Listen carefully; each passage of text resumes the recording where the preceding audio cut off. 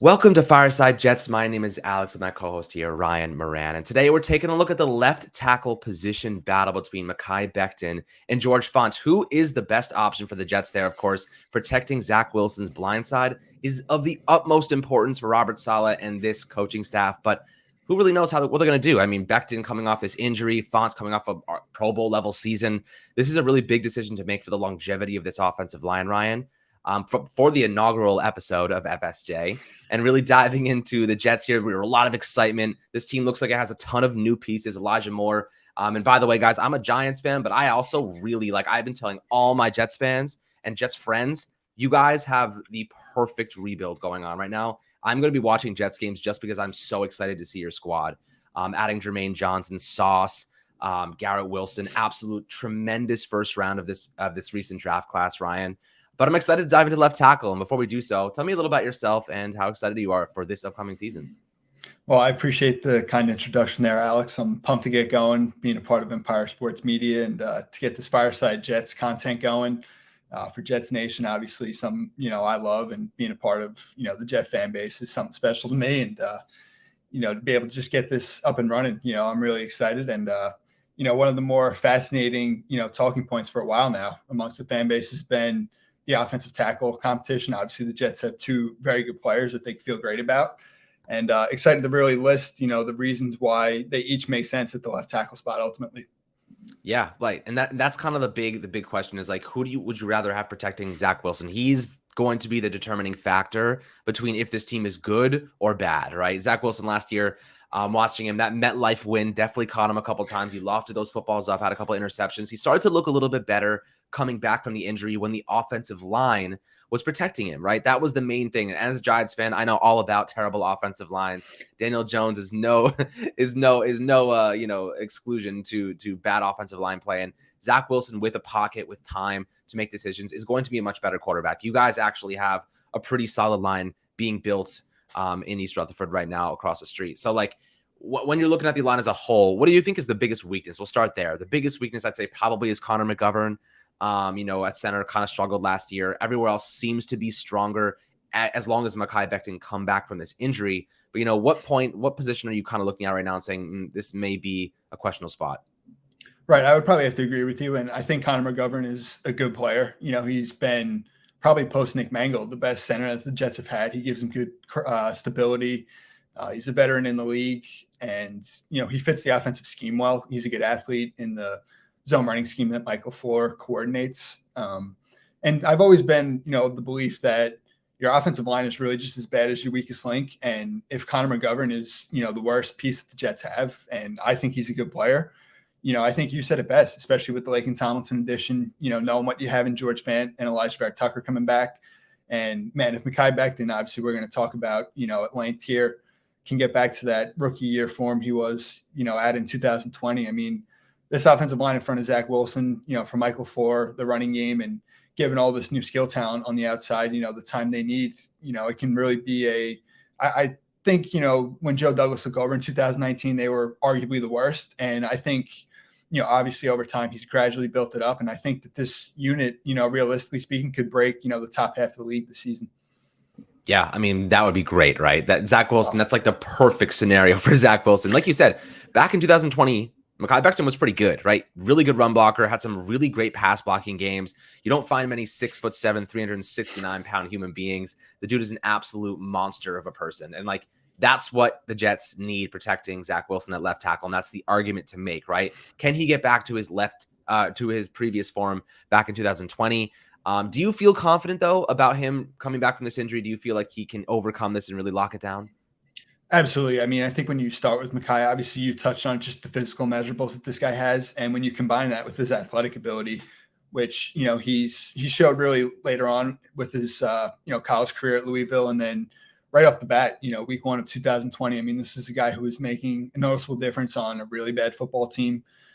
For someone who was as good as George Fant was last year, and I honestly think he was the Jets' best player in 2021, Mekhi has all the ability to ultimately take this job back. As much as I love Fant and would be confident with him at left tackle, just knowing how solid, reliable he is as a pass blocker, I feel like there's good arguments to be made both ways. And with Mekhi, it's just it's the unknown of his potential. Just when you combine the physical and athletic traits, this is a guy with all the tools, and it comes down to two main things. I mean, his availability, being on the field first and foremost, obviously. Even in 2020, there were some times, a couple of instances where he got hurt and missing games. But, if he can get back out there and just prove himself to, this new coaching staff, obviously, which is one of the main arguments for keeping Fant at left tackle for people is, 2020 to 2021, you had a whole new coaching staff, and George Fant took the opportunity last year and ran with it and was extremely dominant, as a pass blocker for Zach Wilson. And, I think for Becton, just, proving what he can do, and living up to that potential for this coaching staff is going to really be what gives him his best chance to, take that job back. Absolutely. And look, Becton, he's been in Dallas with his newborn child, has been missing voluntary training, and Salah's like, we really miss you. We can't wait for you to get back. And specifically, this is what he had to say about the current left tackle position. He said, it's a matter of finding what's best for the organization in terms of if George is comfortable out at left and Mekhi can get back here healthy, and he's shown he has the versatility. There's a lot of different guys that would like to get on the football field, just trying to make sure we find the right combination. So by that statement, it sounds like if they feel like George Fant is comfortable left tackle and he can continue playing there, they're going to leave him be. And if Mekhi can show the versatility, they would like to move him to the right side. That's what I got from that. Is that kind of what you think as well? Absolutely. Two main points to really piggyback off that. When the Jets originally signed George Fant before they drafted Mekhi back in 2020, obviously the Jets needed two offensive tackles. Like I said, they were the worst offensive line unit when Joe Douglas took over. And that first fall offseason there in 2020, he invested big time with Fant free agency on a 3-year deal, and then backed in with the 11th overall pick. And, Fant really originally had always said, like, I am most comfortable at left tackle. That's where I want to be. That's where I feel natural. And, obviously when you drafted Becton, things kind of changed. And one of the main reasons, the second point I want to make for originally, keeping Becton at left tackle was the thought of, hey, we have these 2 first-round picks back-to-back with him and Elijah Vera-Tucker. And you know what these guys can do in the running game next to each other. Well, now with the Laken Tomlinson signing and, all his experience at left guard, Vera-Tucker has proven his versatility dating back to USC. This is going to be like his 3rd position in 3 years. And now with him at right guard, I think that almost makes sense to say, hey, let's put Mekhi at right tackle where he had experience in college, and just let these guys, really work together as 2 younger players in their 2nd and 3rd year, both 23 years old, and let them, work in the running game on the right side, and then keep the 2 veterans there in Fant and Laken Tomlinson on the left side, and, allow those guys to protect Zach Wilson's blind side. Yeah, I mean, when you're looking at the contract situation, that makes another variable. It throws another wrench into the situation, right? Because Fant is in the final year of his contract. 3 years, $27 million deal. He's going to earn $11 million this year. If he plays well again, he's probably going to get a nice bump in pay, right? So that's a decision the Jets have to make. If they want to keep Fant, which if he plays another good season, I imagine they'll want to keep him. They have the money to do so with so many rookies at big, pricey positions. They can afford to do it.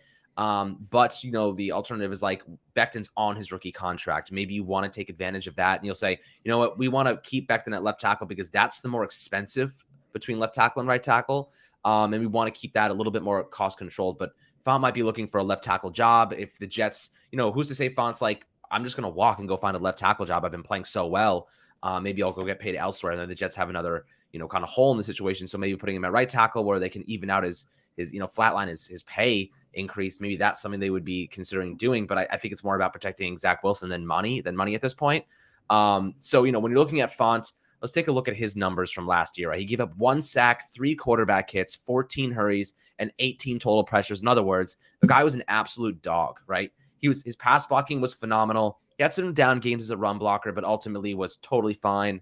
At left tackle, he played in 889 total snaps, 829 snaps in 2020. He's been very reliable, very consistent for the Jets.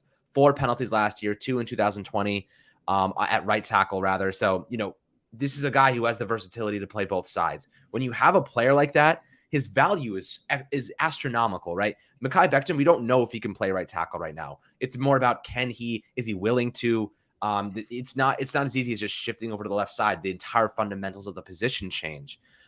So I guess the question to ask here is, Fant can play left tackle and right tackle, but Becton is really just a left tackle. That's where his bread and butter is. He would have to make a tough transition adjusting to the right side. Do you think it's better to keep the guys where they're most familiar, or or put the best player at the best spot and hope the other one can just adjust quickly, like, Becton at right side and Font at left? It's really fascinating, I think, when you look at it, because I think naturally they're both just left tackles, and that's where they're at their best. Ultimately, I think what you have in Fant, and to me, that's what you're just trying to roll with right now for Zach Wilson. I mean, you saw just how badly the Jets screwed it up for Sam Darnold. Like, when you know that George Fant's been available, he doesn't commit a lot of mistakes. He's probably, a little bit just safer, I would say, as a pass blocker. Obviously, the upside in the run game with Becton is a little bit greater, but I think, on that left side there for Zach Wilson to be able to have someone just as rock solid as Fant, doesn't make a lot of mistakes, doesn't really get beat a lot. We talk so much about Becton's athletic ability. Like, George Fant is a great athlete himself, former basketball player, really hasn't even been playing football for too long. Like, he's still only 29 years old. He will turn 30 before the season. But when you look at offensive tackles nowadays, I mean, that's really not even 30 years old. It's, you're in your prime for some of these guys. And, he's obviously discussed this spring a couple of weeks ago when he was made available to the media. Like, he wants to be a Jet the rest of his career. He feels like he and this coaching staff are just going to continue to build. And if they're already talking about an extension, which Fant said his agents and the Jets have, that leads me to believe, he probably will be back at left tackle. Yeah, I think you're probably right on that. Here's the other concern, right? We don't know how healthy Becton is. Is he even ready to play left tackle? Is he even going to be ready for training camp? Like, these are all things that are going to play a part. Personally, I'd rather have my established healthy player locking down left tackle, Zach Wilson's blind side, rather than just handing it over to a player coming off a serious injury and he's not fully healthy yet, right? Like, that's my biggest argument. So with that being said, I think Font makes the most sense. He's played at arguably a Pro Bowl level last year.